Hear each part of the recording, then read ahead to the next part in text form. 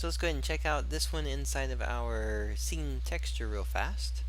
So I'm just gonna delete this one. We'll go ahead and open up our scene texture, and let's zoom into that. There we go. So if we were to put the dust storm inside of here, let's see what we've got going on with it. There we go. So it's kind of a cheery day with the clouds there. You probably want a little bit darker one on that.